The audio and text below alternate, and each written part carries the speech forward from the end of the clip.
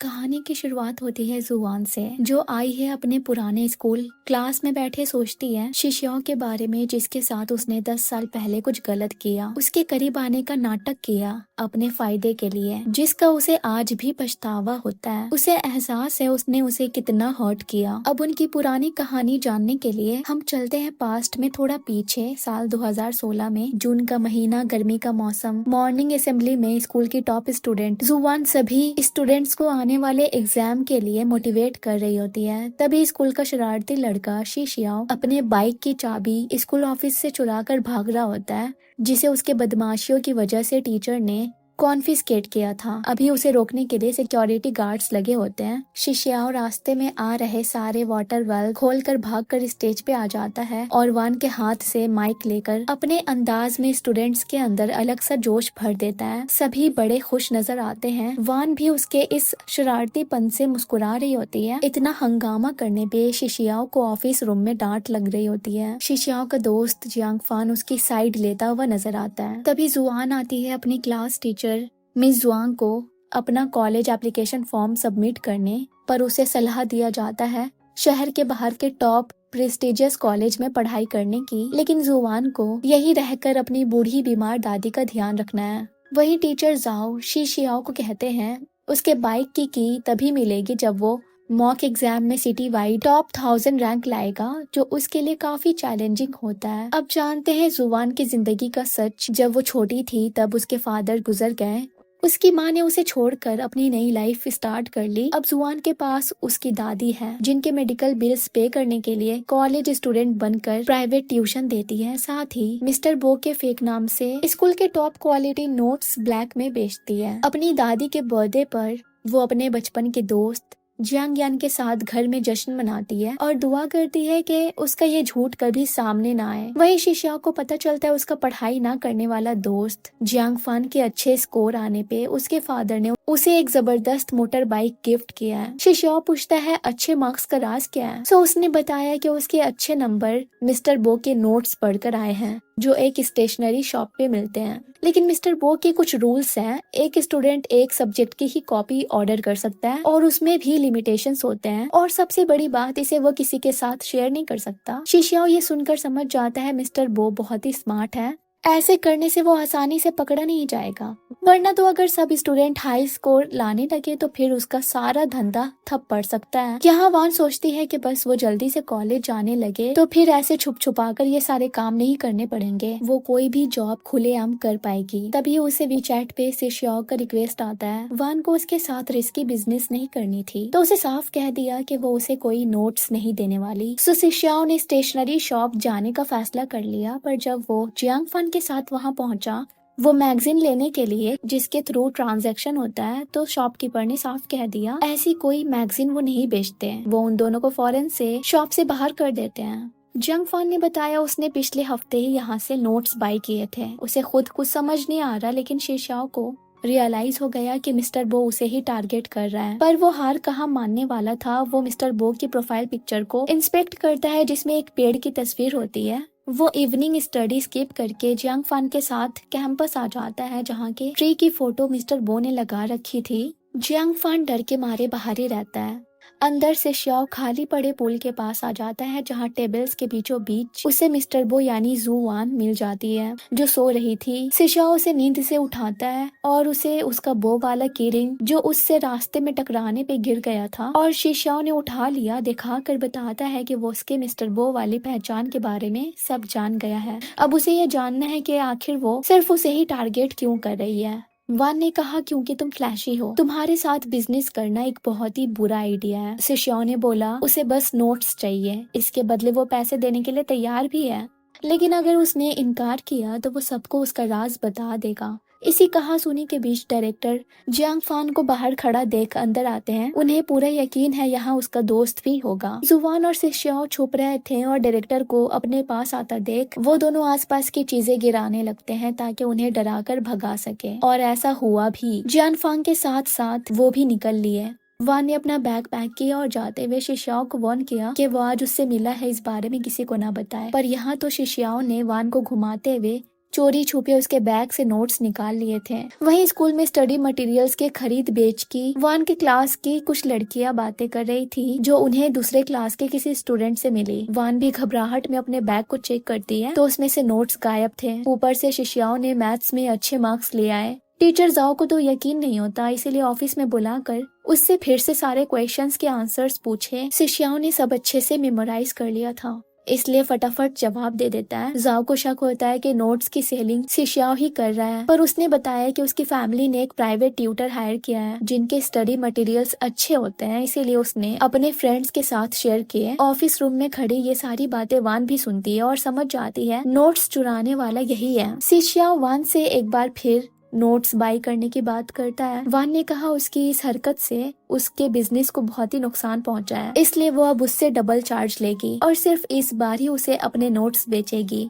इसी बीच हमें एक और सच्चाई पता चलती है। लू ही नाम का लड़का पैसे की वसूली के लिए जुबान से मिलता रहता है। वान के फादर के ऊपर बहुत ही कर्ज था और अब उनकी मौत के बाद ये उसे इंटरेस्ट के साथ चुकाना पड़ रहा था। इस मंथ उसे पैसे देने में देर हो गई क्योंकि उसके पास उतने हैं नहीं। वो उससे कुछ टाइम मांगती है। लूही उसे वक्त तो देता है पर बदले में ज्यादा पैसों की मांग करता है। वान के ना मानने पे उसे धमकाता है कि वो उसकी दादी को उसके सारे राज के बारे में बता देगा जो वो छुपकर काम वगैरह करती है। इस उम्र में वो ये दुख हैंडल नहीं कर पाएंगी, लेकिन जब भी देर रात से वान घर आती है तो उसकी दादी उससे पूछती है कहीं लूही तो उसे परेशान नहीं कर रहा ना। अगर ऐसा है तो वो उन्हें बताए, भले ही वो बूढ़ी हो चुकी है लेकिन उस लोही को यूं मजा चखा सकती है। पर वान उन्हें कुछ भी बताकर परेशान नहीं करना चाहती, इसीलिए कोई न कोई बहाना कर देती है। वहीं स्कूल में उसने शिष्याओं से अपना बो वापस ले लिया। उस वक्त वो टोफेल की बुक पढ़ रहा था। वो समझ गई ये जरूर अब्रॉड जाने वाला है। अगले सीन में वो अपनी दादी को चेकअप कराने हॉस्पिटल लेकर आती है। डॉक्टर उसके इशारे पे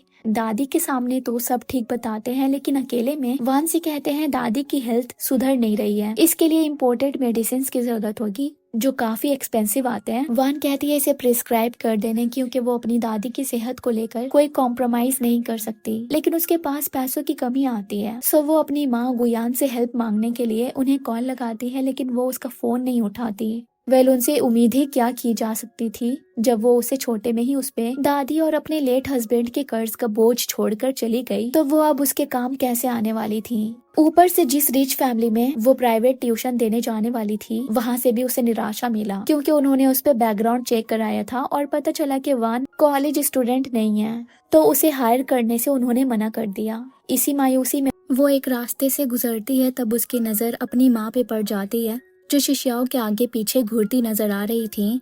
उसने अपनी माँ को फिर से कॉल लगाया, लेकिन उन्होंने इस बार भी आंसर नहीं किया।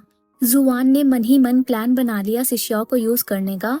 उसने शिष्याओं के पास आकर पूछा क्या वो औरत उसकी माँ है। उसने कहा नहीं। देन वो उसे मंडे कुछ बात करने के लिए अबैंडन पूल एरिया के पास बुलाती है। रात में जुआन सोचती है उसकी माँ ने आखिरी बार जाने से पहले कहा था कि वो उसके लिए अच्छे कपड़े और खाने पीने की चीजें लेकर लौटेंगी, पर वो कभी नहीं आई और अब उनकी अपनी फैमिली है। ये बात वान को और तोड़ देती है। वो अपने फादर की तस्वीर निकाल कर कहती है मैं कुछ गलत करने जा रही हूँ, क्या आप मुझे माफ कर देंगे। वहीं शिष्याओं का ध्यान लोकल मार्केट में चल रहा है एक हंगामे पे जाता है। वो नाम का एक मछली बेचने वाला अपनी शॉप कहीं और ट्रांसफर कर रहा है क्योंकि उसके पास वाले ग्रिल्ड फिश स्टॉल के धुएं ने उसके बिजनेस को खराब कर दिया। वो फिशेस वैसे पड़ी पड़ी मर जाती, इसीलिए वो ने उन्हें अपने एक दोस्त के टर्टल के टैंक में रख दिया। इससे पता चलता है कि शिष्याओं शरारती के साथ साथ केयरिंग भी है। यहाँ वान ने अपना प्लान एग्जीक्यूट करना शुरू कर दिया। जब स्कूल में शिष्याओं लेट से आया तो उसे पनिशमेंट से बचा लिया और याद दिलाया आज उसे पूल एरिया के पास आना है। शिष्याओं ने कुछ कहा तो नहीं, लेकिन वक्त पे वहाँ रात को पहुँच गया। वान ने आकर कहा उसे उसके टॉफिल प्रिपरेशन के बारे में सब कुछ पता है।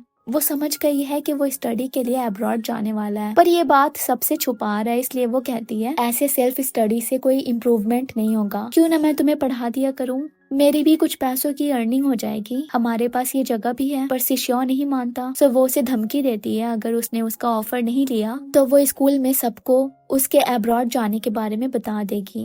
देन वो आ जाती है टीचर्स ऑफिस, जहाँ से वो शिष्याओं के एक फॉर्म को देखती है। देन जल्दी से वहाँ के फोन से अपनी माँ को कॉल लगाकर खुद को शिष्याओं की इंग्लिश टीचर बताती है और कहती है कि उसने देखा उनमें से कोई पेरेंट टीचर मीटिंग अटेंड नहीं कर रहा, पर वो उनसे शिष्यों के कॉलेज एंट्रेंस और एप्लीकेशन प्लान्स के बारे में डिस्कशन करना चाहती है। यही बोलकर वो गुआन को जोर देती है पीटीएम में आने का। गुआन को यकीन नहीं होता कि शिष्यों ने उनका नंबर स्कूल वालों को दिया होगा, क्योंकि वो उनसे हमेशा डिस्टेंट रहता है। लेकिन वान ने उन्हें बताया उसने ये नंबर इमरजेंसी कॉन्टैक्ट बुक से निकाला और उन्हें चने के झाड़ में चढ़ाने के लिए उनकी तारीफें करती जाती है। मैंने सुना बाकी स्टूडेंट्स के पेरेंट्स से आप ही अकेले अपने पूरे घर के फैसले करती हैं, इसलिए मैंने सोचा आपको अप्रोच करना ज्यादा कन्विंसिंग होगा। ये सुनते ही गुआन खुश हो गई और पीटीएम में आने के लिए मान गई। इसके बाद से वान को जब भी मौका मिलता शिशा के करीब जाने लगती। वो जिस मार्केट में जाया करता वहाँ अक्सर उसे नजर आ जाती। स्कूल में भी अपने दोस्तों से दूर होती दिखाई देती। जैसे ही छुट्टी होती वो शिशा को ढूंढने के लिए निकल जाती ताकि उसे अपने साथ पढ़ाई करने के लिए मना सके। इसी मकसद से वो मार्केट के उस मोटरसाइकिल वर्कशॉप आ गई जहाँ शिशा हैंग आउट करता। अभी वो एक गेम खेलने में बिजी था। ये देखकर वान ने कहा अगर वो उसे इस गेम में एक बार भी हरा देगी तो उसे उसका ऑफर मानना ही होगा। शिष्याओं ने चैलेंज एक्सेप्ट कर लिया। वान लगातार 4 राउंड उससे हार गई, पर वो एक क्विक लर्नर थी, इसीलिए उसने इन राउंड्स में गेम को अच्छे से सीख लिया और 5th राउंड में शिष्याओं को हरा दिया और कहा कल से स्टडी के लिए आ जाने। वही सेल्फ स्टडी के दौरान गुमेंग ने जियांग यान को बताया इन कुछ दिनों से जुआन शिष्याओं के साथ कुछ ज्यादा इन्वॉल्व हो रही है। उसे उसकी फिक्र होती है क्योंकि सुशियाओं उसे एक डेंजरस लड़का लगता है। अगले दिन वान पूल एरिया भागते हुए आती है। यहाँ वहाँ सुशियाओं को तलाश करती है, पर बेंच पे बैठा वो पूछता है क्या वो इतनी मेहनत बस पैसे कमाने के लिए कर रही है। वान ने जवाब दिया इसके अलावा भी उसके कुछ इंटेंशंस हैं। एक्चुअली वो उसमें बहुत ही इंटरेस्टेड है, पर इस बात को मजाक में उड़ा देती है। फिर वान उसे अपने बनाए इंग्लिश के नोट्स देती है, उसके टेस्ट लेती है और देखते देखते अंधेरा हो जाता है। इसी बीच वो उससे पूछती है वो अब्रॉड जाना क्यों चाहता है। शिष्याओं ने बोला क्योंकि वो अपनी फैमिली से कंट्रोल नहीं होना चाहता। वान ने कहा इसमें वो उसकी बहुत अच्छे से हेल्प कर सकती है, इसीलिए शिशा भी उससे आगे के क्लासेस लेने के लिए तैयार हो गया। उसे वैसे भी उसके टीचिंग स्टाइल पसंद आए। इसी मौके से फायदा उठाकर वान ने भी उसके लुक्स की तारीफ कर दी और उसे पीटीएम तक पढ़ाने का डील कर लिया। शिशा कहीं न कहीं उसकी मीठी बातों में आने लगा। स्कूल में जब भी टीचर्स आओ उससे पीटीएम की डिस्कशन करते और उसे अपने माँ बाप में से एक को लाने को कहते हैं, तो उसका ध्यान उनके बजाय जुवान पे चला जाता। दूसरी क्लास में वान ने उसे स्मॉल फैन दिया ताकि उसे गर्मी न लगे। उसका ये छोटा सा जेस्चर शिशाओं के दिल को पिघला देता है। वान को भी जब मौका मिलता है शिष्यों के लिए कुछ करने का वो कर देती है, जैसे भीड़ में से उसके लिए जूस लाना। लेकिन एक दफा जब गलती से वान के बुक्स वगैरह गिरते हैं तो उसे उठाने में जियांग की नजर शिष्यों के प्रैक्टिस पेपर पे पड़ जाती है। उसने वान से कुछ पूछा तो नहीं, पर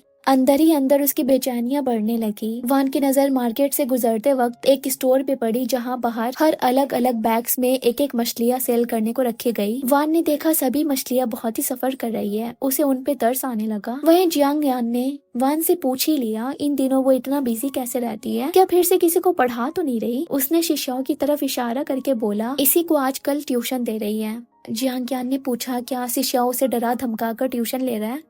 वान ने बताया वो बहुत ही अच्छा लड़का है। इनफैक्ट उसने खुद ही उसे अप्रोच किया। एक रोज पूल एरिया में शिष्याओं वान का इंतजार करते टाइम अपने स्केच बुक में उसकी ड्राइंग बनाने लगता है।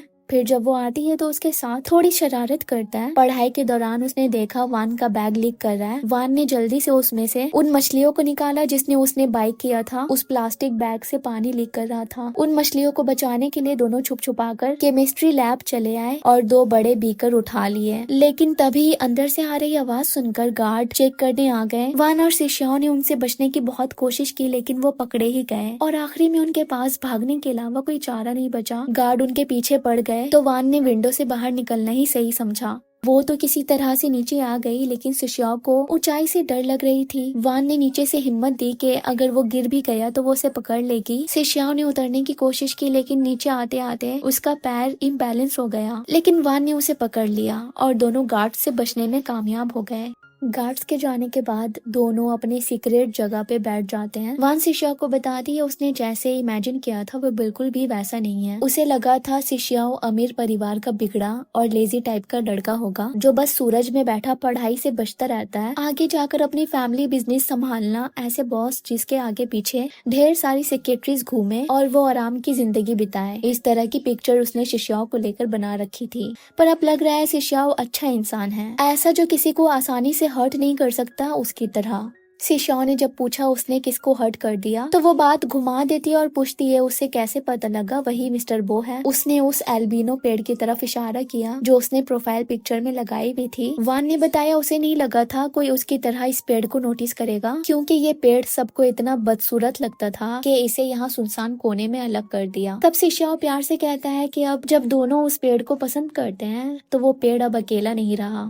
उसकी बात जुआन के दिल को छू जाती है। बातें खत्म होने के बाद शिशियाओ अपनी मोटर बाइक पर जुआन की बस के साथ साथ चलता है और उसे पूरे रास्ते सेफ्टी का एहसास दिलाता है। अगले दिन शिशियाओ मोटरसाइकिल वर्कशॉप में बैठा इंग्लिश वोकैबुलरी वर्ड्स याद कर रहा होता है। जब जियांग फान उसे बाहर घूमने के लिए बुलाता है तो वो उसे मना कर देता है और याद दिलाता है कि वो फ्यूचर में अब्रॉड जाने वाला है और वार्न करता है उसके बाहर जाने की बात किसी को पता नहीं चलनी चाहिए। वो फिलहाल अपनी सारी प्लानिंग को सीक्रेट रखना चाहता है। तभी उसकी नजर सामने की शॉप पे खड़ी वान पे पड़ती है जो वहाँ की सारी मछलियाँ खरीदना चाह रही थी क्योंकि वो शॉप कल से बंद हो रहा था पर उसके पास उतने पैसे नहीं थे। तो शिशियाओ बिना एक पल सोचे सारी मछलियाँ खरीद लेता है। दोनों आकर उन्हें स्कूल के पूल में छोड़ देते हैं। वान देखती है उनमें से कुछ बेटा फिश भी है जिन्हें निकालने के लिए वो पूल में कूद जाती है, पीछे से शिशियाओ भी, और दोनों मिलकर उन मछलियों को अलग अलग टैंक में रखते हैं क्योंकि ये फिश अग्रेसिव नेचर के होते हैं, साथ रहे तो आपस में लड़ सकते हैं। वान को ठंड न लग जाए इसलिए शिशियाओ ने पास में से क्लब की कुछ टी शर्ट्स में से एक वान को दी और एक खुद रखी। कपड़े बदलते वक्त जुवान उससे पूछती है कि वो चुपके से अब्रॉड क्यों जा रहा है। उसने बताया यहाँ उसका ऐसा कोई नहीं है जिससे वो अटैच हो। फिर वो जुवान से उसके फ्यूचर प्लान्स के बारे में पूछता है। वान उदासी से कहती है कि उसके पास चुनने की आजादी नहीं है। उसके अच्छे परफॉर्मेंस को देखते हुए शिशियाओ उसे समझाता है कि वो अपने फ्यूचर को लेकर बहुत सोच समझकर फैसला करे, उसकी तरह नहीं जो बस हर दिन जैसे तैसे जी रहा है। इस पर वान धीरे से कहती है कि वो दोनों लगभग एक जैसे ही हैं। दोनों ही अभी सिर्फ 18 साल के हैं और एक ऐसी दुनिया का सामना कर रहे हैं जहां उनके पास बहुत ही कम चॉइसेस हैं। मछलियों को देखते वक्त वान उससे पूछती है कि आने वाली पेरेंट टीचर मीटिंग और क्लब फेस्टिवल में बलून रिलीज करने के इवेंट में शामिल होगा। शिशियाओ पहले इसे बचकाना और बेकार एक्टिविटी बताकर मना कर देता है, लेकिन जब वान हल्का सा शर्माते हुए कहती है मैं तुम्हारे साथ बलून्स रिलीज करना चाहती हूँ तो शिशियाओ एकदम से खामोश रह जाता है। हैरान होकर वो पूछ बैठता है कि क्या वो जानबूझकर उसके करीब आने की कोशिश कर रही है, लेकिन जुआन उसका जवाब दे पाती उससे पहले ही एक सिक्योरिटी गार्ड उन दोनों को देख लेते हैं। अगली सुबह पूरे स्कूल में लाउड स्पीकर के जरिए रात की घटना का जिक्र किया गया। सबके सामने शिशियाओ ने बिना झिझके सारी जिम्मेदारी अपने सर उठा ली। उसने टीचर्स को बताया कि वो ही वान को अपने साथ ले गया था, इसमें उसकी कोई गलती नहीं है। जियांग फान के लिए ये काफी हैरानी की बात थी क्योंकि आज तक शिशियाओ ने किसी का इल्जाम अपने सर नहीं लिया था। टीचर ऑफिस से निकलकर जुवान ने शिशियाओ का शुक्रिया अदा किया, लेकिन उसने मुस्कुराते हुए कहा उसके लिए ये कोई बड़ी बात नहीं है। वैसे भी वो जल्द ही देश छोड़कर बाहर पढ़ने जाने वाला है, इसलिए उसके रिकॉर्ड पर एक और कंप्लेंट से कुछ फर्क नहीं पड़ता। लेकिन वान के लिए कॉलेज एंट्रेंस एग्जाम सबसे इम्पोर्टेंट है। अपनी तरफ से थैंक्स कहने के लिए वान उसे अंकल कांग के छोटे से नूडल शॉप में ले गई। साधारण सी जगह होने के बावजूद शिशियाओ हर जगह को बड़े इंटरेस्ट के साथ देख रहा था। शिशियाओ को वहाँ के नूडल्स बहुत ही पसंद आए। मोटरसाइकिल के शौकीन अंकल कांग उसकी बाइक देखते ही अपने पुराने दिनों को याद करने लगे, लेकिन वान और शिशियाओ की मुलाकात जियांग की नजरों से बच नहीं पाई। बचपन से जुवान के करीब रहने वाला जियांग उसे किसी और के साथ देखकर बेचैन हो गया। आखिरकार उसने जानकर सारी बात वान की दादी को बता दी। घर पहुंचते ही जुवान को दादी के गुस्से का सामना करना पड़ा। दादी को लगा वान अपने सपनों से भटक रही है और एक लड़के की वजह से अपना फ्यूचर खराब कर देगी, इसलिए तो आउट ऑफ टाउन जाकर पढ़ाई भी नहीं करना चाहती। वान ने देखा जियांग ने दादी को ये बात भी बता दी तो उसने कहा कि वो वहाँ इसलिए नहीं जाना चाहती क्योंकि उसे अकेले रहने की आदत नहीं है। ये सुनने के बाद दादी का दिल पिघल गया। उन्होंने प्यार से कहा कि चाहे जुवान जो भी रास्ता चुने उनकी सबसे बड़ी ख्वाहिश बस उसकी खुशी और सुरक्षा है। बाद में वान ने जियांग से उसकी शिकायत करने की वजह पूछी। उसने सच बताया कि उसे डर था कि वान शिशियाओ के ज्यादा करीब न आ जाए और उसे ये भी लगता है कि शिशियाओ और उनकी दुनिया बहुत ही अलग है। वान ने उसे समझाया कि उसका शिशियाओ के क्लोज जाने का अपना स्वार्थ है। कुछ चीजें ऐसी होती है जो फ्रेंड सॉल्व नहीं कर पाते, पर उसने वादा किया कि वो बहुत ही जल्द ये सब ओवर कर देगी। साथ ही वार्निंग दी अगर उसने उसकी दादी से दोबारा शिकायत की तो वो उससे दोस्ती तोड़ देगी। उसी रात शिशियाओ ने मैसेज करके क्लब फेस्टिवल का टाइमिंग पूछा। वान ने उसे बताया कि प्रोग्राम 3:30 बजे के करीब शुरू होगा। अगले दिन जब सभी क्लब फेस्टिवल के लिए बाहर होते हैं तो अंदर टीचर ऑफिस में वान एक बार फिर गुयान को याद दिलाती है आज उन्हें पेटीएम में आने की। उन्होंने बताया वो निकल चुकी हैं, बस ट्रैफिक में फंसी हैं, आने में थोड़ी देर हो सकती है। बाहर भीड़ में वान सिर्फ शिष्याओं को ढूंढ रही थी और जब उसे लगा कि शायद वो नहीं आएगा तभी वो अचानक बहुत सारे रंग बिरंगे बलून्स लेकर उसके सामने आ गया। उसने मजाक में कहा कि इतने बलून्स के साथ उसकी हर विश पूरी हो सकती है। ये पल बहुत ही खूबसूरत था। वान थोड़ी इमोशनल हो गई क्योंकि शिष्याओं उसके सपनों को पूरा करने में उसके काम आना चाहता था। तभी वान ने गुयान को आता देखा। वो जल्दी से शिष्याओं से लिपट गई और उसे इतना कुछ करने के लिए थैंक्स कहा और बताया उसकी विश तो कब की पूरी हो गई। तभी शिष्याओं ने गुयान को देखा, उनका लाया बलून हवा में छोड़ दिया और पूछा वो यहाँ क्या कर रही हैं? क्या वो खुद को उसकी सचमुच की माँ समझती हैं? अगर ये सब नाटक करने के बजाय अपने लू जोंगवी के लिए दूसरा बेटा ढूंढ ले तो ज्यादा अच्छा होगा। बाद में जुवान ने उससे पूछा कि वो गुयान से इतनी नफरत क्यों करता है, क्या उसके डैड भी उन्हें पसंद नहीं करते? शिष्याओं ने कड़वे लफ्ज में बोला, उसके फादर के लिए रिश्ता सिर्फ तब तक के लिए मायने रखते हैं जब तक के सब कुछ उनके हिसाब से चले। वान ने क्यूरियस होकर पूछा, और अगर गुयान ने उसके डैड के नापसंद की कोई चीज कर दी तो क्या होगा?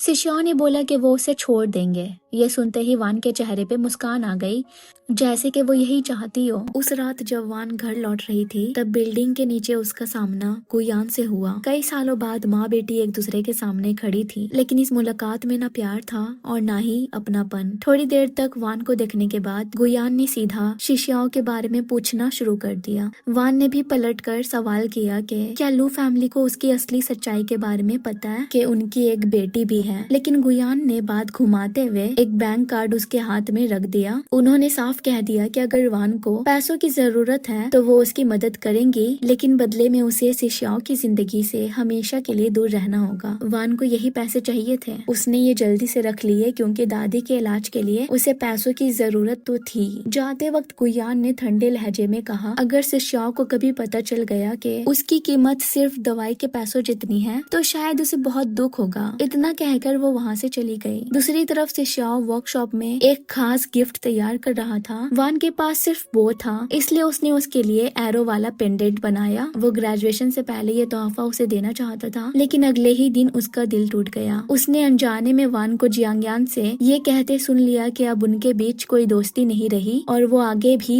उससे दूर ही रहना चाहती है। ये बात सुनकर शिष्याओं बिल्कुल खामोश हो गया। जो गिफ्ट वो इतनी मेहनत से बना रहा था उसे वैसे ही उसने अपने पास रख ली। इसके बाद वान हर जगह शिष्याओं से बचने लगी। कभी सीढ़ियों से उसे देखते ही वापस मुड़ जाती तो कभी सामने आते ही किसी और रास्ते से निकल जाती। शिष्याओं समझ नहीं पा रहा था कि आखिर एक ही रात में सब कुछ कैसे बदल गया। एक दिन कुछ बदमाश लड़के वान को परेशान करने लगे, लेकिन वक्त पे शिष्याओं वहाँ पहुँच गया और उन्हें भगा दिया। बारिश शुरू हो चुकी थी, इसीलिए उसने वान को घर छोड़ने की बात कही, पर वान ने मना कर दिया। बिना कुछ कहे शिष्याओं ने अपनी जैकेट उसके हाथ में दी और खुद तेज बारिश में वहाँ से चला गया। कुछ दिनों बाद स्कूल के डायरेक्टर को पता चला कि शिष्याओं पिछले कई समय से फॉरेन यूनिवर्सिटीज में एडमिशन लेने के लिए जरूरी डॉक्यूमेंट्स और सर्टिफिकेट्स के बारे में पूछता फिर रहा है, क्योंकि उसकी फैमिली की तरफ से स्कूल को कभी अब्रॉड की कोई इन्फॉर्मेशन नहीं दी गई थी। इसीलिए टीचर्स को शक हुआ और इसलिए उन्होंने ये बात उसके क्लास टीचर को बता दी और वान ने उनकी कॉन्वर्सेशन सुन ली। वो जानती थी कि शिष्याओं अपने अब्रॉड जाने के प्लान को सबसे छुपा कर रखना चाहता है, इसलिए बिना कुछ सोचे उसने तुरंत झूठ बोल दिया। उसने टीचर्स से कहा कि असल में वो खुद बाहर पढ़ने का सोच रही थी और डॉक्यूमेंट्स के बारे में उसने ही शिष्याओं से पूछा था। वो तो सिर्फ उसकी मदद कर रहा था। यहाँ शिष्याओं अपनी मेट से कहता है उस क्लब के टी शर्ट को फेंक देने जिसके साथ जुआन की याद जुड़ी हुई है। तभी उसे किसी का मैसेज आता है, उसका फाउंडेशन प्रोग्राम एप्लीकेशन और फ्लाइट टिकट सब रेडी हो गया। इधर दादी के लिए महंगी दवाइयाँ लेने के बाद जब वान बिल फाड़कर फेंक रही थी तब दादी ने देखकर समझ लिया ये दवाई कितनी महंगी होगी। उन्होंने ये पैसे कहाँ से आए उससे पूछे। वान ने बताया पार्ट टाइम जॉब्स करने से, जिस पे दादी ने उसे समझाया वो बिल्कुल तंदुरुस्त है। उनके लिए ऐसे पैसे कमाना अपने पढ़ाई को छोड़कर सही नहीं, जबकि एंट्रेंस करीब है। वान ने उन्हें गले लगाकर बोला, इस दुनिया में सिर्फ आप ही मेरी अपनी हैं। मैं आपको कुछ भी होता कैसे देखूं। स्कूल के मोबिलाइजेशन मीटिंग में जियांगयान को डायरेक्टर ने स्टूडेंट रिप्रेजेंटेटिव बना रखा था, लेकिन उसी दिन वो गायब था। इस वजह से वान को स्टेज पे स्पीच देनी पड़ी। जब वो सबको अलविदा और नए सफर के लिए शुभकामनाएं दे रही थी, उसी वक्त स्कूल के एक और कोने में जियांगयान और सिशाओ के बीच बहस लड़ाई में बदल चुकी थी। जियांग्यान को लगता है कि सिशाओ वान की जिंदगी को मुश्किल बना रहा है, जबकि सिशाओ किसी भी हालत में पीछे हटने को तैयार नहीं था। बाद में जब वान को पूरी सच्चाई पता चली तो उसने जियांग्यान को साफ कह दिया कि उसे किसी की हिफाजत की जरूरत नहीं है और वो अपने फैसले खुद ले सकती है। मोटरसाइकिल वर्कशॉप में बैठे जियांगफान ने सिशाओ को बताया कि वान ने स्कूल में उसके लिए झूठ बोलकर उसके अब्रॉड जाने का राज छुपाया था। ये बात जानने के बाद सिशाओ तुरंत से उस जगह की तरफ दौड़ा जहाँ वो अक्सर वान से मिलता था। उसी वक्त वान भी उसका इंतजार कर रही थी, लेकिन दोनों अलग अलग जगहों पे एक दूसरे को ढूंढते रहे और किस्मत ने उन्हें मिलने से बस कुछ पल पहले अलग कर दिया। एट प्रेजेंट 2026 में वान रास्ते में एक क्यूट डॉग को देखकर उसे प्यार करने लगती है। तभी अचानक पीछे से सिशाओ बाहर आया और उसे कहा बड़े दिनों बाद मिलना हुआ। सिशाओ बस कुछ टाइम में ही अब्रॉड जाने वाला है, इसलिए वो अपना बाइक जियांगफांग के हवाले कर देता है। साथ ही उसे एक जिम्मेदारी देता है स्कूल के पुल में पड़े मछलियों को टैंक के साथ जुआन तक पहुंचाने का काम। लेकिन जियांगफान वान से तो इतना क्लोज नहीं है, इसलिए उसने गुमेंग को अप्रोच किया और मेंग ने उसका मैसेज वान को पहुंचाया कि जियांगफांग को उसे कुछ देना है, इसलिए उससे मिलना चाहता है। वान को भी उसके हाथों कुछ भिजवाना था, इसलिए वो मिलने को हाँ कर देती है। पर जियांगफान चाहता है कि उसका दोस्त और वान के बीच खुल के बातचीत हो जाए, इसलिए वो खुद नहीं गया और वान को सीधा सिशाओ के पास भेज दिया। वान ने भी सोचा जो चीज वो डिलीवर करवाना चाहती थी क्यों ना वो खुद ही दे दे, इसलिए उसने सिशाओ का जैकेट वापस कर दिया जो उसने अच्छे से क्लीन कर दिया था। सिशाओ ने डायरेक्टर के सामने उसके अब्रॉड जाने का राज खुलने से बचाने के लिए थैंक्स कहा। तभी जियांगफान आया और दोनों से बोला जितनी मिसअंडरस्टैंडिंग है या फिश के कस्टडी को लेकर जो भी बातें करनी है यही आमने सामने कर लो। बेचारा करने आया था उनकी मदद, पर उसके खुद के गले मुसीबत पड़ गई क्योंकि वान अपने घर पे इतना बड़ा फिश टैंक नहीं रख सकती थी, ना ही सिशाओ ये प्लेन में ले जा सकता है, इसलिए दोनों ने इसे जियांगफान के घर रखने का सोचा। दिन सिशाओ एयरपोर्ट के लिए निकल जाता है और यहाँ वान कॉलेज एंट्रेंस देने के लिए। सिशाओ के डैड के सेक्रेटरी ने बताया स्कूल की तरफ से फोन आया था कि सिशाओ एंट्रेंस एग्जाम देने नहीं पहुंचा। उसने चेक किया तो पता लगा कि सिशाओ अब्रॉड के लिए निकल गया। उसके फादर ने बोला सेक्रेटरी को कि सिशाओ की बायोलॉजिकल माँ के घर को सेल पे डाल देने और इस बारे में उसे बता देने। वो एयरपोर्ट के गेट तक पहुँच ही गया था, लेकिन जैसे ही उसे बताया गया उसकी माँ का घर उसके फादर सेल कर रहे हैं तो उसने फौरन से यू टर्न ले लिया। यहाँ स्कूल गेट के बाहर दादी ने वान को गुड लक विश किया और वान जैसे ही अंदर गई वैसे ही दादी को हार्ट अटैक आया और थोड़ी ही देर में वो बेहोश हो गई। वान ने पीछे मुड़कर ये मंजर देखा तो वो उन्हें फौरन से हॉस्पिटल लेकर आ गई। दादी की सर्जरी हुई और अब वो खतरे से बाहर है। हमें दादी के कंडीशन के बारे में थोड़ा अच्छे से जानने को मिला कि उन्हें डायबिटीज के साथ साथ बहुत सारे कॉम्प्लिकेशंस जैसे यूरेमिया भी है। ऊपर से वो बूढ़ी हो चुकी है, इसीलिए हार्ट अटैक ट्रिगर हुआ। आज के इंसिडेंट की वजह से वान के एग्जाम छूट गए थे। उसने अपने एडमिशन टिकट जला दिए और सोच लिया बाकी के एग्जाम्स छोड़कर अपनी दादी का ध्यान रखेगी। वो दिन रात काम करके दादी के हॉस्पिटल बिल्स और मेडिसिन के पैसे इकट्ठे कर दी। यहाँ से सिशाओ वापस अपनी माँ के घर आ जाता है ताकि उसकी गैर हाजिरी में उसके डैड ये बेच न दे। देखते देखते एग्जाम का रिजल्ट आ गया और सभी ग्रेजुएट हो गए सिवाय वान और सिशाओ के, जो अपने अपने फैमिली प्रॉब्लम्स में फंसे होते हैं। सिशाओ अभी आया है पिंक के मोटरसाइकिल वर्कशॉप पे, जहाँ उसे पता चलता है एंट्रेंस में टॉप किसी जू जियान नाम के स्टूडेंट ने किया। ये सुनकर सिशाओ को बड़ी हैरानी हुई क्योंकि जुआन के होते कोई और टॉप कैसे कर सकता है। तभी पिंक की नीस जो आज से इस वर्कशॉप पे काम करने आई है उसकी किसी कस्टमर से बहस हो जाती है और ये और कोई नहीं बल्कि गुमेंग है और कस्टमर वेन हुई जिसे एक दफा सिशाओ ने वान से दूर भगाया था। इस बार दोनों की फिर से बहस हो गई और वेन हुई ने सिशाओ को चैलेंज कर दिया मोटरसाइकिल रेस की। हारने वाले को जीतने वाले के सामने घुटने टेक कर माफी मांगनी होगी। वेन हुई अपने बाइक पे महंगी मॉडिफिकेशन करवा रखी थी और ट्रैक पर गंदी ट्रिक्स भी यूज कर रहा था, लेकिन सिशाओ की राइडिंग स्किल्स उससे कई ज्यादा बेहतर थी। इस ट्रैक के आखिरी डेंजरस टर्न पे उसने जबरदस्त ओवरटेक करके रेस जीत ली। हार बर्दाश्त ना कर पाने वाला ही वेन हुई अपना वादा तोड़कर अपने दोस्तों के साथ वहाँ से निकल गया। अगली सुबह वान का एक नया सर दर्द उसका इंतजार कर रहा था। जब वो काम पर जाने के लिए घर से निकली तब लोही रेंट के पैसे मांगने आ गया और उसे परेशान करने लगा। हालांकि वान ने कुछ दिन पहले ही पेमेंट कर दिया था और इस महीने की डेट आई भी नहीं थी और ये लोग जोर जबरदस्ती करके पैसे मांग रहे थे। दादी को परेशान होने से बचाने के लिए वान ने उसे धमकी दी कि अगर उसने जबरदस्ती की तो वो उसके बॉस को सब सच बता देगी। इसी बहस के दौरान लूही के पास वेन हुई का फोन आया। कॉल के बीच वान ने सिशाओ का नाम सुना और उसके मन में शक पैदा हो गया। शाम होते होते उसका डर सच साबित हो गया। एक अंधेरी गली में वेनुई और उसके आदमी मिलकर शिष्याओं को बुरी तरह से पीट रहे थे। ये देखते ही वान ने तुरंत पुलिस को फोन कर दिया। फिर गुमेंग से इलेक्ट्रिक स्कूटर उधार लेकर बिना डरे सीधा उस जगह पहुंच गई। वान किसी तरह से जख्मी शिष्याओं को उनसे बचा ले गई और पुलिस के कार की सायरन सुनते ही गुंडे भी भाग गए। एक शांत जगह पे बैठकर वान बड़े प्यार से शिष्याओं के जख्मों पर दवा लगा रही थी और बैंडेज करते हुए बार बार समझाया कि इसे गीला मत होने देना। उसके बाद वो उसे नूडल खिलाने ले आई। काफी दिनों बाद दोनों आराम से एक दूसरे के सामने बैठे होते हैं और उनके बीच की दूरियां धीरे धीरे कम होने लगी। वान ने पूछा कि वो अब तक यहाँ क्या कर रहा है, अब्रॉड क्यों नहीं गया? लेकिन जवाब देने के बजाय शिष्याओं ने उल्टा पूछ लिया कि आखिर वो इतने दिनों से उसे अवॉइड क्यों कर रही थी। वान ने धीरे से कहा, हर इंसान अपनी मर्जी से जिंदगी नहीं जी सकता। अगले दिन वान मेंग की स्कूटर वापस करने वर्कशॉप आई। वहाँ शिष्याओं को देखते ही फौरन से निकल गई दादी को हॉस्पिटल में देखने के लिए। इधर वर्कशॉप में जियांग फान शिष्याओं के जख्म देखकर पूछने लगा कहीं उसे वान की वजह से तो चोट नहीं आई, जिस पे मेंग ने बोला उसकी फ्रेंड वैसे ही परेशानियों से गुजर रही है, उसे कौन सा टाइम है किसी के साथ ये सब करने की। फिर उसने वो सच बताया जिससे शिष्याओं अब तक अनजान था। उसने बताया कि वान ने एंट्रेंस एग्जाम मिस कर दिया क्योंकि उसकी दादी हॉस्पिटल में एडमिट है। ऊपर से उनके इलाज के खर्चे इतने ज्यादा है कि वान सब कुछ अकेले संभाल रही है। ये सब जानकर शिष्याओं का दिल भर आया। वो बिना किसी को बताए हॉस्पिटल गया और चुपचाप दादी के सारे पेंडिंग बिल्स क्लियर कर दिए। लेकिन जब वान को इस बारे में पता लगा तो उसने उससे साफ कहा कि वो सारे पैसे बाद में वीचैट के थ्रू वापस कर देगी। जब उसने लेने से इनकार कर दिया तो उसने साफ बोला कि वो किसी के सहारे जीना नहीं चाहती और अपने पैरों पे खड़ी रहना चाहती है। ये सुनकर शिष्या मुस्कुराया और बोला, मैंने ये सब तर्स खाकर नहीं किया। क्या एक दोस्त के रूप में तुम्हारा साथ देना भी गलत है? वान कुछ नहीं बोल पाई। उसका मूड ठीक करने के लिए शिशा उसे आर्केड ले गया। वहाँ उसने गेम जीतकर एक पिंक डॉल उसके लिए निकाली और फिर वो एरो नेकलेस भी दे दिया जो उसने बहुत पहले उसके लिए बनाया था। दोनों के बीच सब कुछ धीरे धीरे पहले जैसा होने लगा। लेकिन तभी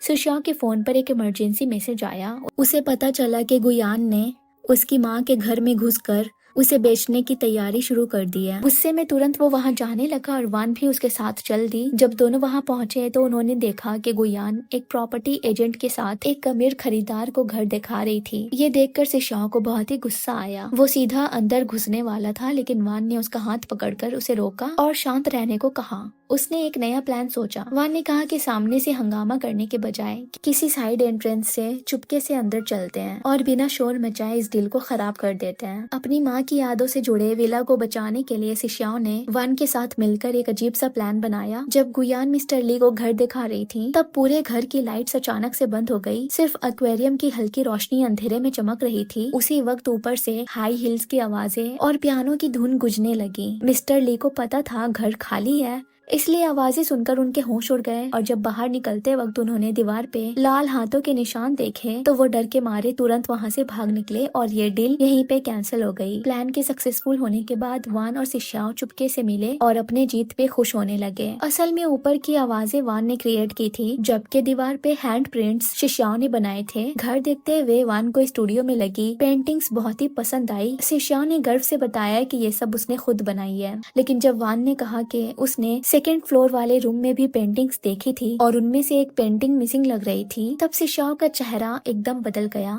वो रूम उसकी माँ की प्राइवेट जगह थी। उसने वान के वहाँ जाने पे गुस्सा किया। वो भी उसका मिजाज बिगड़ा हुआ देखकर बाय बोलकर चली गई। बाहर आई तो गुयान ने उसे देख लिया और समझ गई उनका प्लान बिगाड़ने वाली उन्हीं की बेटी थी। वो उसे अपने साथ एक जगह ले आई और याद दिलाया कि दोनों के बीच एक डील हुई थी। गुयान ने इल्जाम लगाया कि वान ने पैसे लेने के बाद भी शिष्याओं से दूर रहने का वादा तोड़ दिया। वान ने समझाने की कोशिश की कि वो शिष्याओं की सिर्फ एक दोस्त है, लेकिन गुयान उसकी बात मानने को तैयार नहीं थी। बातों ही बातों में एग्जाम का जिक्र आया। तब वान ने बताया दादी को अचानक हार्ट अटैक आया था और इसी वजह से वो एग्जाम नहीं दे पाई। लेकिन गुयान ने इस बात को सिर्फ बदकिस्मती कहकर टाल दिया। तब वान ने अपने लेट फादर की इंश्योरेंस पॉलिसी के पैसे के बारे में पूछा। उसे उम्मीद थी कि कम से कम उस पैसों का कुछ हिस्सा दादी के इलाज में लगाया जा सकता है, लेकिन गुयान ने झूठ बोलते हुए कहा कि पूरी इंश्योरेंस पॉलिसी उनके नाम पे थी। मजबूर वान ने कहा कि वो सारे पैसे फ्यूचर में लोन की तरह वापस कर देगी, लेकिन गुयान ने तुरंत उसका फोन मांगा और उसके सामने से शॉ का नंबर डिलीट करवाया और कहा कि वो पैसे इसी शर्त पे देंगी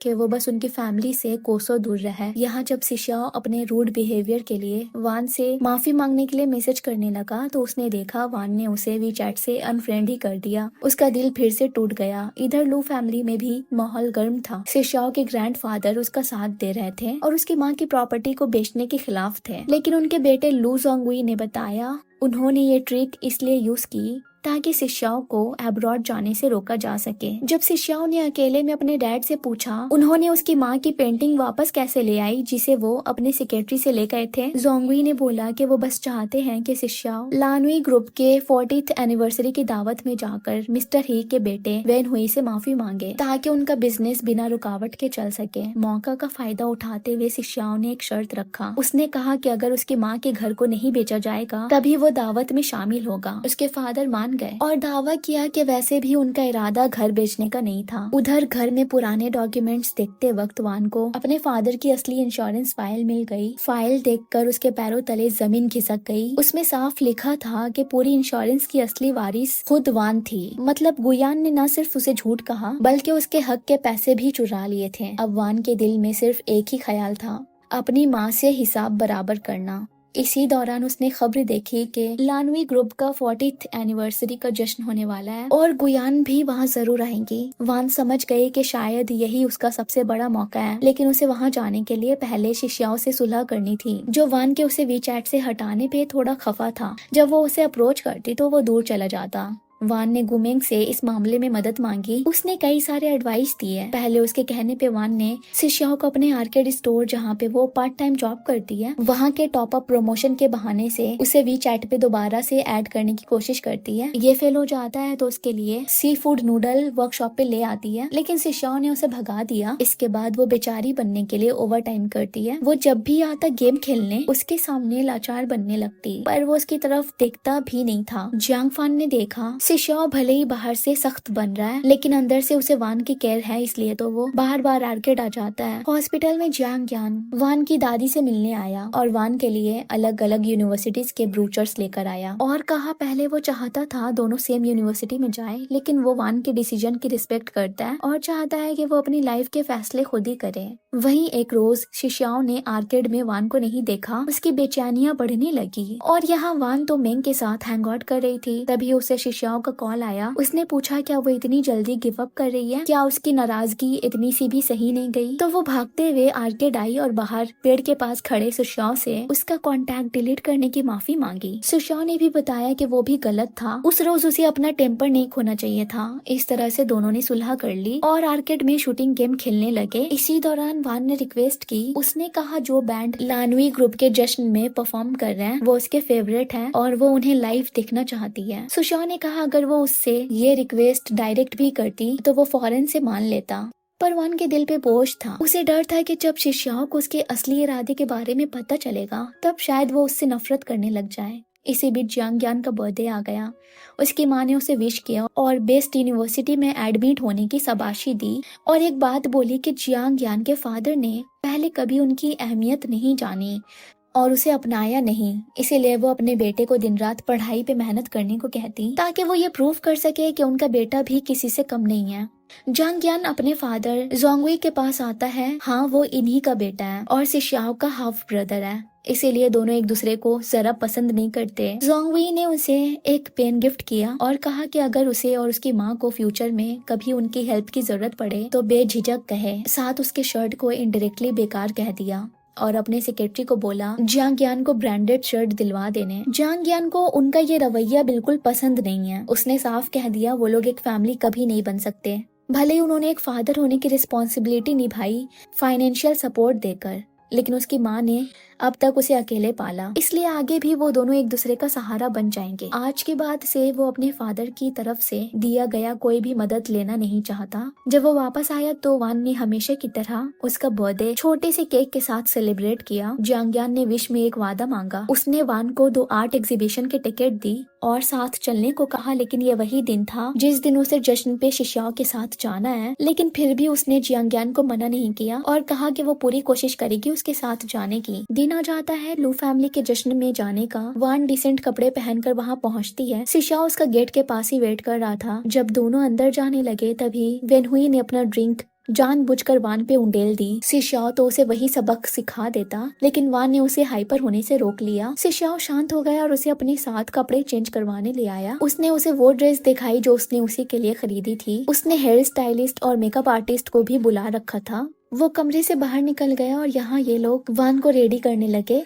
बाहर वो तमाशा देख रहा था, अपने फादर का वो नाटक जो वो हर साल करते हैं, अच्छा हस्बैंड बनने का। वो उसकी माँ की पेंटिंग की नुमाइश करके दिखाते हैं, जैसे उनके जाने के बाद भी वो उनकी यादों को आज भी जिंदा रखे हुए हैं। ये दिखाते हैं कि इस पेंटिंग की ऑक्शन में ऊंची बोली लग सकती है, पर जोंगवी ने अपनी बीवी के प्यार को अनमोल रखा है और उनकी चीजों को कभी खुद से अलग नहीं होने दिया। तभी एंट्री होती है शिष्याओं की आंटी चिलान की, जो अभी अभी अब्रॉड से लौटी हैं। ये वही है जो अपने भाई के पीठ पीछे शिष्याओं के अब्रॉड जाने में मदद कर रही थी। थोड़ी देर बाद लू जोंगवी ने शिष्याओं को अलग ले जाकर वेन हुई से माफी मांगने को कहा। शिष्याओ मान गया, लेकिन उसने माफी भी अपने अंदाज में मांगी। उसने ताने मारते हुए कहा कि उसकी गलती ये थी कि उसने वेन हुई को रेड लाइट क्रॉस करने से रोका, उसकी जान बचाई, रेस में सबके सामने उसकी कमजोर स्किल्स दिखा दी और कार डैमेज होने के बाद भी उसने कॉम्पनसेशन नहीं मांगा। वो वेन हुई के कंधे पे हाथ रखकर बोला, उसकी तरह नाटक करते रहे, इसी में उन दोनों की भलाई है, क्योंकि दोनों अपने डैड के बिजनेस के मामले में फंसे हैं।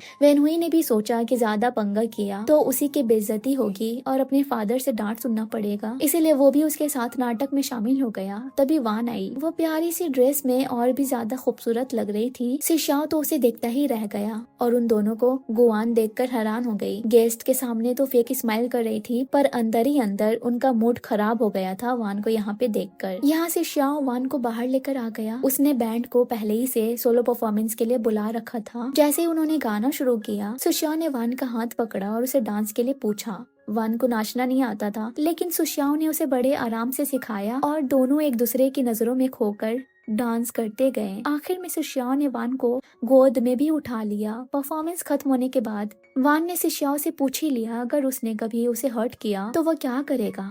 उसने जवाब दिया कुछ नहीं। इसी दौरान अंदर एनिवर्सरी सेरेमनी शुरू हो गई। स्टेज पे लू जोंगवी ने अपनी लेट वाइफ की पेंटिंग दिखाते हुए उसका नाम गलत बता दिया। ये देखकर शिष्याओ खुद स्टेज पे चढ़ गया और सबके सामने बताया कि पेंटिंग का असली नाम नेवर एंडिंग समर है और ये उसकी माँ का सीजनल आर्ट कलेक्शन का एक हिस्सा है। उसी वक्त वान को हॉस्पिटल से डॉक्टर चेन का फोन आया। डॉक्टर ने बताया कि दादी की रिपोर्ट्स अब ट्रांसप्लांट के लिए सुटेबल हैं, लेकिन किडनी डोनर मिलते ही सर्जरी करवाने के लिए तुरंत 3 लाख युआन का इंतजाम करना होगा। तभी कुछ सिक्योरिटी गार्ड्स ने उससे इनविटेशन मांगा। उसने बोला कि उसे लू फैमिली के मेंबर ने इनवाइट किया, लेकिन उन्होंने बताया कि मिसेस लू यानी कि गुयान ने कहा कि वो उसे नहीं जानती। गार्ड्स उसे बिना इनविटेशन के बाहर जाने को बोलने लगे। वान को पैसों की जरूरत थी, ऊपर से उसके माँ का ये बर्ताव। उसने सीधा स्टेज पे आकर गुयान को माँ कहा। वहाँ पे मौजूद सभी लोग हैरान हो गए। गुयान के चेहरे का रंग उड़ गया। उन्हें लगा कि अब उनका सारा राज खुल जाएगा, लेकिन वान ने तुरंत बात बदल दी। उसने कहा कि फादर के गुजरने के बाद गुयान ने अनोनिमसली उसकी स्टडी में फाइनेंशियली सपोर्ट किया, इसलिए वो उसके लिए माँ से भी बढ़कर है। सब लोग तालियां बजाने लगे और गुयान मजबूरन मुस्कुराने लगी। वान ने उन्हें स्टेज पे बुलाया और उन्हें गले लगाते हुए बताया उसके फादर के इंश्योरेंस के पैसे उसके थे और अब उसे अपनी दादी की सर्जरी के पैसे चाहिए किसी भी तरह से। गुयान ने एक्टिंग करते हुए बोला, मैंने तो छुपकर तुम्हारी मदद की, मुझे नहीं पता था तुम मेरे बारे में पता लगा लोगी। वान ने गुयान की ढेर सारी तारीफें कर दी, जो शिष्याओं को जरा पसंद नहीं आई कि उस औरत जिसे वो अपने घर में बर्दाश्त नहीं करता, उनकी फेक काइंडनेस की इतनी वाहवाही हो। और सबसे ज्यादा दुख तो इस बात की हुई कि आज तक वान ने उसका इस्तेमाल किया। उधर जियांगयान आर्ट एग्जीबिशन के बाहर वान का इंतजार करता रह गया, लेकिन वो नहीं आई। सो वो हॉस्पिटल आ गया। उसे लगा कि वो दादी के पास होगी, पर वहाँ भी नहीं थी। दादी ने उसे कहा उनका लंच बॉक्स वापस ले जाने। उस बैग में बॉक्स के साथ एक इनविटेशन कार्ड थी जो लानवी ग्रुप के 40वें सालगिरह के सेरेमनी की थी। वो सोचने लगा आखिर रिश्ता क्या है वान का शिष्याओं के साथ, जो उसके इतने क्लोज जा रही है। वो यहाँ शिष्याओ वान को अपनी बाइक में बैठाकर शांत जगह ले आया और कहा कि वो सब की तरह बेवकूफ नहीं है। वो अच्छे से जानता है जो भी उसने स्टेज पे कहा उसमें कोई सच्चाई नहीं थी। वो तो गुयान के करीब आने के लिए उसका इस्तेमाल कर रही थी। उसने उसके पास आकर बोला, क्या तुम्हें इतना शौक चढ़ा है मेरी बहन बनने का? वो उसे जबरदस्ती किस करके बता देता है उसे उसका भाई बनने में कोई भी दिलचस्पी नहीं है। वो उससे पूछता है क्या उन दोनों ने साथ में जितने वक्त बिताए उनमें से एक पल में भी कभी उसने उसे पसंद नहीं किया। वान ने कहा उसने इस बारे में कभी सोचा नहीं। ये सुनकर वो गुस्से में वहाँ से चला गया। थोड़ी दूर जाने के बाद उसने यू टर्न लिया। उसे फिक्र हुई कि वान अकेली है, पर वो तो टैक्सी लेकर वहाँ से निकल गई थी। रात को घर लौटने पर वान ने गुयान को उसका इंतजार करते हुए देखा। उन्होंने बताया सिशियाओ की आंटी उसे कल नाश्ते पे बुला रही है। वान ने कहा उसे बस पैसों से मतलब है, ये सबसे कोई लेना देना नहीं है। इसलिए गुयान ने एक नई डील रखी। उन्होंने कहा कि अगर वान अगले दिन लू फैमिली के ब्रेकफास्ट पे उनकी बात मानकर सबके सामने एक रोल निभाए और उसके बाद हमेशा के लिए पिंग चुआन छोड़ दे तो उसे 3 लाख वान मिल जाएंगे। वान को उन पे जरा भी भरोसा नहीं, इसलिए दादी की डायलिसिस के लिए पहले 6,000 वान मांगे। गुआन ने उसे दे दिए और कहा उसकी बात याद रखने। ये सारी बातें जियांग ज्ञान ने सुन ली। वान ने पहली बार उसे सारी सच्चाई बता दी कि गुयान उसकी माँ है जिसने उसके फादर के गुजर जाने के बाद उसे और उसकी दादी को अकेले छोड़ दिया और इंश्योरेंस के सारे पैसे लेकर भाग गई। अगले दिन लो फैमिली नाश्ते के मेज पे बैठे होते हैं। इसी दौरान शिष्याओं ने अपने फ्यूचर के बारे में सबके सामने खुलकर बात की। उसने साफ कह दिया कि वो फाइनेंस नहीं बल्कि आर्ट की पढ़ाई के लिए अब्रॉड जाना चाहता है, क्योंकि उसकी माँ का सपना और उसका पैशन दोनों इसी से जुड़े हुए हैं। तभी चिलान ने बताया कि उसने एक स्पेशल गेस्ट को भी बुलाया है जो थोड़ी देर में पहुंचने वाली है। कुछ ही देर में वान वहाँ आ गई। उसने सबको ग्रेट किया लेकिन शिष्याओं की तरफ ऑकवर्ड होकर देखा भी नहीं, जिसपे गुयान ने उसे परेशान करने के लिए कहा शिष्याओं को भाई बोलने। वान को मजबूरन शिष्याओं को भाई कहना पड़ा, लेकिन उसे ये भाई वर्ड इतना बुरा लगा कि वो चेयर से उठकर जा ही रहा था, पर उसके दादा ने उसे वापस से बैठने को कहा और पूछा कि वो वान को पहले से जानता है क्या। उसने बोला जानता तो है क्योंकि वो एक ही स्कूल से हैं, पर दोनों इतने क्लोज नहीं हैं। इसी पे चिलान बात उठाती है वान के एंट्रेंस ना देने के बारे में। गुयान ने बताया उस वक्त वान को हाई फीवर था इसलिए वो एग्जाम दे ना सकी, पर वान ने बोला वो फिर से एग्जाम देगी और अपनी ग्रेजुएशन पूरी करेगी। चिलान ने सोचा वैसे भी वान को शिक्षाओं की तरह 1 साल रिपीट करना है और वो आर्ट एकेडमी में अप्लाई करने वाला भी है, तो क्यों ना वो यहीं आकर रहने लगे। इससे शिष्याओं की पढ़ाई में हेल्प भी हो जाएगी। वान एक शार्प स्टूडेंट है, शिष्याओं उससे बहुत कुछ सीख सकता है। गुयान और वान हिचकिचाए, पर शिष्याओं ने मुस्कुराते हुए चिलान की बात पे अपनी हामी भर दी। शिष्याओं के फादर ने उसे 1 साल का वक्त दिया।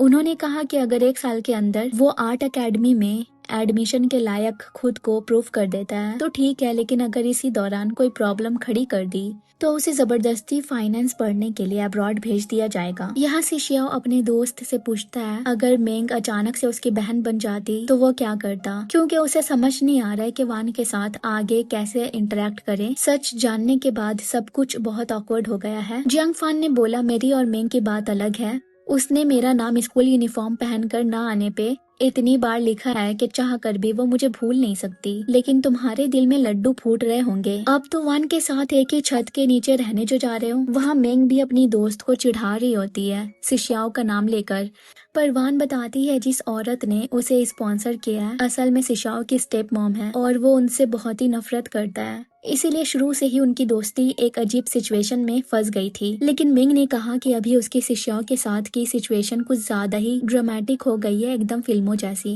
वो तो खुद बहुत ही ज्यादा एक्साइटेड है, लेकिन वान का मूड सही ना देखकर कहती है अगर उसने अनजाने में शिष्याओं के साथ कुछ बुरा किया है तो उसे सॉरी कहकर बात खत्म कर देने। तभी जियांग फान आया मिंग को मूवी दिखाने अपनी मोटर बाइक पे ले जाने के लिए। वहीं वान को लेने लू फैमिली की तरफ से एक बड़ी गाड़ी आई। दूर से शिष्याओं अपनी बाइक पे आया हुआ था, उसे सही सलामत कार में बैठते हुए देखकर चला गया। वहीं जोंगवी गुयान से अपनी और उनकी वेडिंग के बारे में बात कर रहे होते हैं, जिसे फिलहाल के लिए पोस्टपोन किया है। इस बारे में शिष्याओं के अब्रॉड जाने के बाद ही कुछ बात किया जा सकता है। साथ उन्होंने गुयान को वान पे नजर रखने को भी बोला।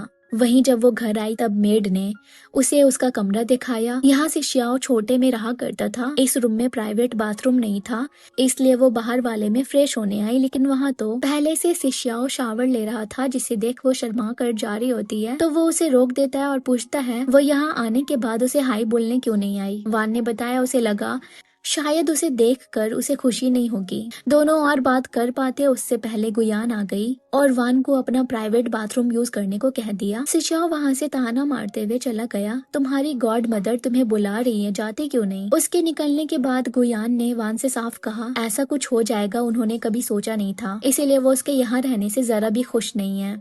अगले दिन गुयान दादी के लिए बहुत सारे सामाने लेकर हॉस्पिटल आ गई और अच्छा बनने का नाटक करने लगी। वो उन्हें 10 सालों बाद मिलने आई, इसलिए दादी को अजीब लगा, पर वान ने उनकी बात घुमा दी ताकि उन्हें कोई शक न हो। गुयान ने बाहर आकर वान को 1.5 लाख दे दिया और कहा बाकी के पैसे तब मिलेंगे जब वान गर्मी के खत्म होने से पहले शिष्याओं को आर्ट छुड़ाकर अब्रॉड जाकर फाइनेंस पढ़ने के लिए मना लेगी। वो तुरंत समझ गई वो जल्द से जल्द लू फैमिली में शादी करना चाह रही है और सबसे बड़ी बात के शिष्याओं का मन आर्ट्स पढ़ने में लगा है, इसलिए वो ये करने से मना कर देती है। गुयान ने बोला दादी को शिष्याओं के ऊपर चुनने। वान ने बताया कि ये पैसे उसके ही हैं, वो इसे लेने के लिए इस हद तक नहीं गिर सकती और वैसे भी अगर उससे जबरदस्ती की गई तो वो उनका पोल शिष्याओं के सामने खोल देगी। गुया ने कहा जाओ शौक से बताओ, लेकिन अगर तुम्हें ये करना होता तो तुम कब का कर देती, पर तुम उसे तकलीफ नहीं देना चाहती और तुम्हें बाकी के पैसे तभी मिलेंगे जब तुम मेरे ये काम कर दोगी। कई दिनों से वान ने शिष्याओं को आर्केड में नहीं देखा। एक रोज जियांगफान ने आकर बताया कि वो बीमार है। वान तो ज्यादातर दादी को देखने हॉस्पिटल आया करती, तो उसे इस बात की कोई खबर नहीं थी। वो जल्दी से उसके लिए नूडल्स लेकर घर आ गई। मेड ने उसके हाथों दवाइयाँ भी भिजवाई क्योंकि उनसे तो वो खाना तक नहीं खा रहा। वान उसके कमरे में आई तो शिष्याओं खुश हो गया, लेकिन जैसे उसे मेडिसिन देकर जाने लगी तो बताया उसी की वजह से वो बीमार पड़ गया। उस रात उसे ढूंढने के लिए वापस आया पर वो कहीं नहीं दिखी। अब जब बीमारी उसकी वजह से हुई है तो उसका फर्ज बनता है वो शिष्याओं को थोड़े टाइम तक कंपनी दे। सो वो वहाँ रुक गई, लेकिन उसी वक्त जियांग ज्ञान का मैसेज आया। उसने पूछा वो वहाँ कैसी है। शिष्याओं उसे परेशान तो नहीं करता। उसे अपने फोन में बिजी देखकर शिष्याओ उठा और उसके हाथ से फोन छीनकर कहा अगर रुकना है तो सिंसियरिटी भी दिखाओ। उसे काउच में लेटाकर मजाक में बोला वो उसे अपना जुकाम ट्रांसफर कर देगा, पर इससे पहले कि वो उसे किस करे उसे स्नीज होने लगी। वान भी उसे याद से नूडल खाने का बोलकर चली गई। अगली सुबह मिस चेन शिष्याओं के कमरे में जुआन का भेजा फूल लेकर आई। ये देखकर तो उसकी तबीयत बिल्कुल ठीक हो गई। उसने बाहर आकर वान को थैंक्स कहा और तरोताजा होकर प्रोफेसर चीन से मिलने निकल गया, लेकिन पीछे जरूरी पोर्टफोलियो छोड़ गया। मिस चेन ने वान से रिक्वेस्ट की इसे उस तक पहुँचा देने की, लेकिन जब वो वहाँ गई तो गलती से उनकी कॉन्वर्सेशन सुन ली। शिष्याओं प्रोफेसर चीन को अपना गुरु बनाना चाहता है, पर उन्हें उसके कामों में उसका अपना स्टाइल नजर नहीं आता क्योंकि शिष्याओ आज तक अपनी माँ की पेंटिंग को ही कॉपी करता आया है। शिष्याओ डिस्परेटली मौका चाहता है, इसलिए वो उसे इस महीने तक का वक्त देते हैं अपनी ड्राइंग में अपने थॉट्स, इमोशंस, हार्ट, माइंड, उसका डर, उसकी पसंद सब डाल देने को कहते हैं।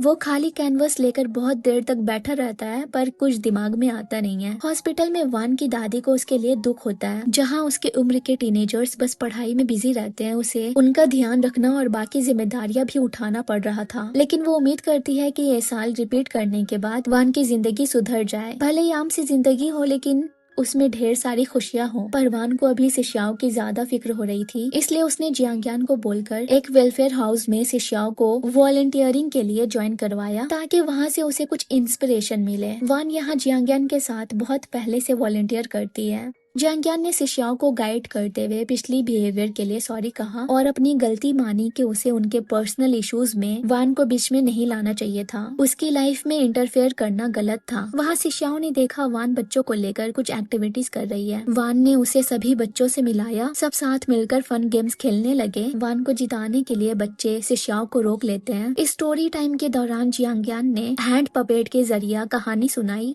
पर जब शिष्याओं की बारी आई तो वो स्टोरी स्टार्ट करते ही चुप सा हो गया। वान ने आकर उसका साथ दिया, कहानी को आगे बढ़ाया। शिष्याओं को भी हिम्मत मिली, उसने वान को देखकर स्टोरी कंटिन्यू की। कहानी एक छोटी सी शिप और जंगल में अकेले रहने वाले वुल्फ की थी। सभी उस वुल्फ से डरते थे, लेकिन वो छोटी सी शिप कभी उससे नहीं डरी। जाते वक्त वुल्फ अपने सीक्रेट गार्डन का सबसे प्यारा गुलाब उसे गिफ्ट करता है और कहता है सबको सिर्फ अंधेरा दिखता है, लेकिन तुमने मेरी दुनिया के फूल को देखा। वुल्फ वो खुद था जिसके अंधेरे को सबने देखा पर उजाले को बस शिप यानी के वान ने देखी, इसलिए वो उसके लिए खास है। ड्राइंग सेशन में वान एक छोटी लड़की शिनी के साथ वक्त बिता रही थी, जो उसे अपनी बनाई हुई अम्यूजमेंट पार्क की ड्राइंग दिखा रही थी। वान ने बताया कि उसे वहाँ जाने का बड़ा मन करता है। दूर से शिष्याओ वान को ड्रॉ करता रहा और उसकी बातों को गौर से सुनता गया। जब वो उसके पास आई पूछने के लिए कि क्या उसे इंस्पिरेशन मिला, तो उसने स्केच बुक छुपाकर बोला कि वो आज बहुत ही ज्यादा थक गया। वो घर लौट गया। जियांग्यान ने वान से पूछा वो शिष्याओं की इतनी मदद क्यों कर रही है। उसने जवाब दिया क्योंकि वो उसका एहसान चुकाना चाहती है। घर पे शिष्याओ वान के पास आता है और उसे बताता है जियांग फान भी उसे इंस्पिरेशन ढूंढने में उसकी हेल्प करना चाहता है, इसलिए उसने कल कहीं जाने का प्लान बनाया है। मेंग आ रही है और वो चाहता है कि वान भी आए। दूसरे दिन चारों अम्यूजमेंट पार्क आते हैं। वैसे तो शिष्याओं ने वान के अम्यूजमेंट पार्क जाने की विश पूरी की थी और जियानफांग उसमें उसकी मदद कर रहा था, पर वो अपने दोस्त को एक सलाह देता है, अगर उसे वान इतनी ही पसंद है तो उसे डायरेक्टली डेट के लिए पूछ लेना चाहिए। उसके बाद सब लोग मिलकर बम्पर कार्स में बैठकर एक दूसरे को हिट कर रहे होते हैं। इसी दौरान शिष्याओ इतना कॉम्पिटिटिव हो जाता है कि एक बच्चे के साथ इस गेम में सीरियस होने लगता है और वो बेचारा आखिर में रो पड़ता है। तब वान उस बच्चे को कैंडी देकर चुप कराती है और फिर शिष्याओं को डांट लगाती है। शिष्याओ तुरंत सफाई देते हुए कहता है शुरुआत उसने की, उसी ने मेरे स्किल्स को बेकार बोला, उसने तो मुझे नूब भी कहा। उसके इस बचपनेपन को देखकर वान को हंसी आ जाती है। थोड़ी देर बाद जब वान की नजर फेरिस व्हील पे पड़ती है तो वो बहुत ही एक्साइटेड हो जाती है, पर शिष्याओं को हाइट से डर लगती है। ऊपर से तेज हवा भी चल रही थी, इसलिए वो नर्वस लग रहा था। वान समझ जाती है कि शिष्याओं को ऊंचाई से डर लग रहा है, इसीलिए वो बहाना बनाती है कि उसे बहुत भूख लगी है। वो उसे अपने साथ पॉपकॉर्न खिलाने ले आती है। जियांग फान और मेंग रोलर कोस्टर राइड करने के लिए चले जाते हैं और अपना कैमरा शिष्याओं के पास छोड़ देते हैं। वो कैमरा ऑन करता है, वान का इंटरव्यू लेने लगता है। सुवान तुम मेरी हेल्प क्यों कर रही हो इतना, क्या कोई हिडन मोटिव है। ये सवाल सुनकर वान कुछ पल के लिए चुप हो जाती है। फिर वो सीधा कैमरा की तरफ देखते हुए कहती है मैं बस चाहती हूँ कि तुम वही करो जो तुम्हें सच में करना पसंद है। उस रात शिष्याओ बार बार कैमरा में रिकॉर्ड हुई वान की वीडियो देखता रहता है। उसे एहसास होता है कि वान दिल से चाहती है कि वो अपने सपने को पूरा करे। शिष्याओ ये वीडियो देखने के बाद फिर से पेंटिंग करने की कोशिश करता है और आखिर में वान की एक सुंदर सी तस्वीर बना लेता है। तभी वो उसके कमरे में आती है, लेकिन शिष्याओ तुरंत दरवाजे के पास खड़ा हो जाता है ताकि वो पेंटिंग ना देख सके। जुआन क्यूरियस हो जाती है आखिर शिष्याओ छुपा क्या रहा है, पर वो उससे पूछता है वो यहाँ पे क्यों आई है। उसने बोला जियांग फान तुम्हें कब से मैसेजेस कर रहा है, उसे आंसर क्यों नहीं दे रहा है। पता चलता है कि अम्यूजमेंट पार्क ट्रिप के बाद जियांग फान को मेंग से प्यार हो गया। इस बारे में उसे तब रियलाइज हुआ जब मेंग ने उसके लिए अम्यूजमेंट पार्क में स्टैंड लिया, जब कुछ लड़के उसका मजाक उड़ा रहे थे कि इतना बड़ा होकर भी उसे राइड से डर लग रहा है। वो मेंग के 18th बर्थडे पे उसे प्रपोज करना चाहता है, इसीलिए वीडियो रिकॉर्ड करके लव कन्फेस करता है। लेकिन ये करते वक्त जियांग फान इतना नर्वस हो जाता है कि बार बार अटकने लगता है। फिर वो समर वेकेशन के दौरान स्कूल में ग्रैंड सरप्राइज प्लान करता है। कैंडल्स, फ्लावर्स और सिक्योरिटी गार्ड की मदद से सब कुछ अरेंज कर लेता है। प्लान ये होता है कि वो एक बड़े गिफ्ट बॉक्स के अंदर छुपेगा और शिष्याओ बियर का कॉस्ट्यूम पहनकर उसे स्टेज पे लेकर आएगा।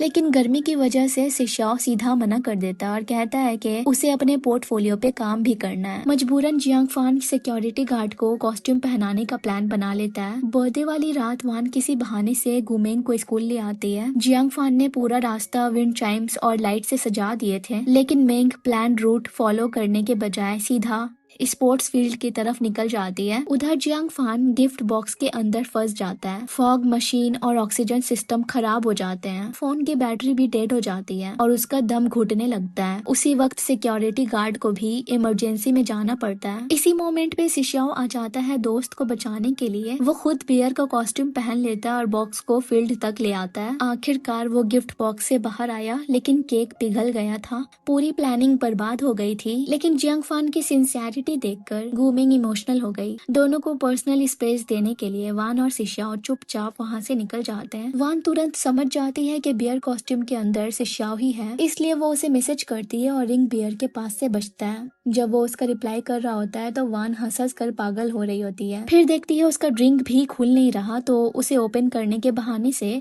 उसके पास आकर बियर की मुंडी हटा देती है। उसने पूछा तुमने कैसे जान लिया। वान ने कहा इतना लंबा सिक्योरिटी गार्ड पूरे स्कूल में कोई हो ही नहीं सकता। देन वान उसे अपने साथ इलेक्ट्रिक स्कूटर में बैठाकर घर लौटने लगती है। शिष्या उसके एंटीना वाले हेलमेट का मजाक उड़ाता है, फिर उसके साथ सेल्फीज और वीडियोस लेता है। तभी ट्रैफिक पुलिस उन्हें रोक लेती है। शिष्याओं ने हेलमेट नहीं पहना था और स्कूटर पे डबल राइडिंग भी अलाउ नहीं था। माफी मांगने और दोबारा ऐसी गलती ना करने का वादा करने के बाद पुलिस उन्हें छोड़ देती है। यहाँ जियांग फांग ने मेंग को बताया वो उसे लाइक करता है और उसे अपनी गर्लफ्रेंड बनाना चाहता है, पर उसने उसके प्रपोजल को ना कर दिया क्योंकि उन दोनों के अलग अलग यूनिवर्सिटी में जाने पे उनका रिलेशनशिप लॉन्ग डिस्टेंस हो जाएगा और उसे इस तरह से डेटिंग करना पसंद नहीं है। बाद में शिष्याओ वान को एक छोटी सी स्टोर में लेकर जाता है जहाँ वो बचपन से आता रहता है। शॉप के ओनर अंकल ली दोनों का वार्मली वेलकम करते हैं। शॉप के अंदर लगी पेंटिंग्स देखकर वान उनकी तारीफ करती है। अंकल ली बताते हैं कि ये सब शिष्याओ की माँ की पेंटिंग्स है। ये पेंटिंग में छोटे लड़के को देखकर वान पहचान लेती है कि वो बचपन का शिष्याओ है,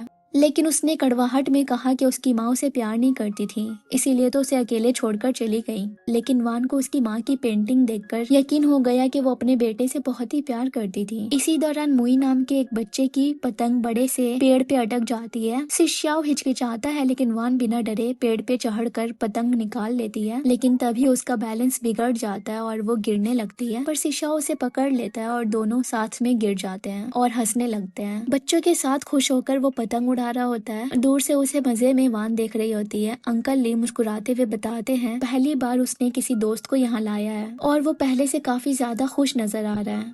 वान भी उन्हें ज्वाइन करती है। कुछ देर बाद वान को हम मजे में झूला झूलते हुए देखते हैं और शिष्याओ पेंटिंग करने की कोशिश करता है। वान पूछती है क्या अभी भी उसे कोई आइडिया नहीं मिला, पर उसे जोनॉट देखकर वो जाने लगती है, तो शिष्याओ उसे यहीं पे रुकने को बोलता है। शिष्याओ ने बताया वो इस बार प्रोफेसर के लिए कुछ बनाने आया, इस उम्मीद में कि शायद वो अपनी माँ से कुछ अलग बना पाए। वान ने उससे उसकी माँ के बारे में पूछा, पर शिष्याओ को उतना कुछ याद नहीं था। वान इससे काफी रिलेट कर पा रही थी क्योंकि कभी कभी तो उसके फादर कैसे दिखते हैं ये भी भूलने लगती है, जैसे कि वक्त के साथ साथ उनकी सारी यादें धुंधली पड़ रही हो। पर उसे इस बात का पूरा यकीन है कि उसके डैड उसे बहुत प्यार करते थे, इसीलिए उसे लगता है कि भले ही शिष्याओं के अंदर से उसकी माँ की यादें धुंधली हो गई है, लेकिन वो हमेशा यहाँ आ जाया करता है जब भी उन्हें याद करता है। इसीलिए कहीं ना कहीं उसकी माँ ने उसे वैसा प्यार दिया था। ये सुनने के बाद शिष्याओं ने एक तस्वीर बनाना शुरू कर दी। कंप्लीट होते होते शाम हो गई। उसने सोती ही वान को उठाकर अपनी पेंटिंग दिखाया जिसमें एक पेड़ के नीचे एक मासूम सी लड़की खड़ी थी। जुआन गौर करती है ये तो वो खुद है।